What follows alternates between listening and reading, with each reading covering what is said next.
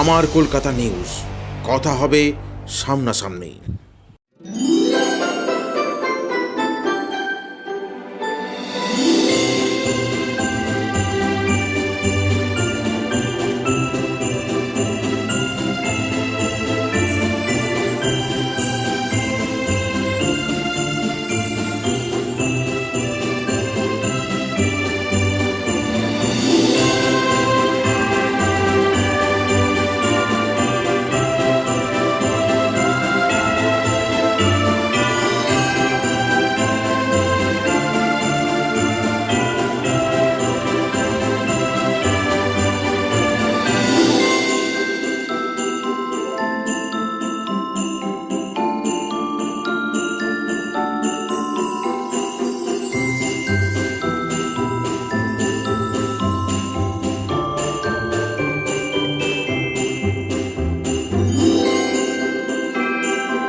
বড়দিন মানেই একরাশ আনন্দ আর প্রিয়জনদের সঙ্গে উৎসব।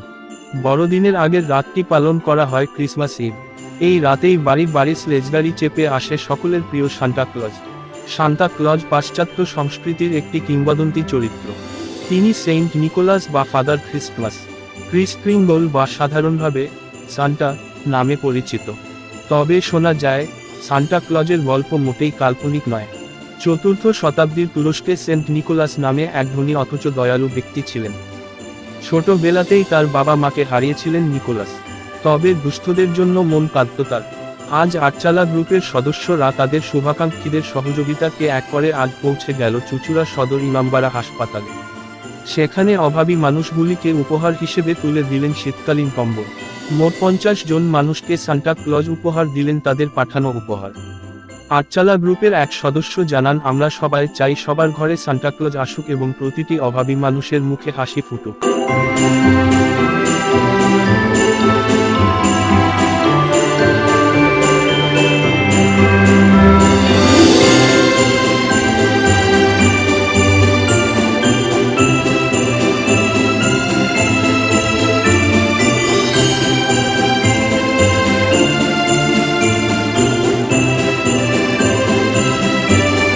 আমাদের বৈশিগ্রাম আটচালা গ্রুপের পরিচালনায় এবং আমাদের সমস্ত শুভাকাঙ্ক্ষীদের সহযোগিতায় এবং আমাদের সমস্ত বন্ধুদের সহযোগিতায় আমরা আজকে 50টা ব্ল্যাঙ্কেট নিয়ে বেরিয়েছিলাম। আমরা চেয়েছিলাম যে সান্টা ক্লজ অর্থাৎ সান্টা দাদু বলে আমরা যাকে চিনি, তিনি এই 24শে ডিসেম্বর রাত্রিবেলা আসেন এবং কিছু গিফট দেন। তো আমাদের এইটা ভাবনায় লেগেছিল যে অনেক মানুষ শীতে দরিদ্র মানুষ শীতে হসপিটালের পাশে দিন কাটান, কেউ রাস্তায় দিন কাটান, কেউ বিভিন্ন কালী মন্দিরে দিন কাটান। তো আজকে আমরা বেছে নিয়েছিলাম চুঁচুড়া সদর ইমামবাড়া হসপিটাল।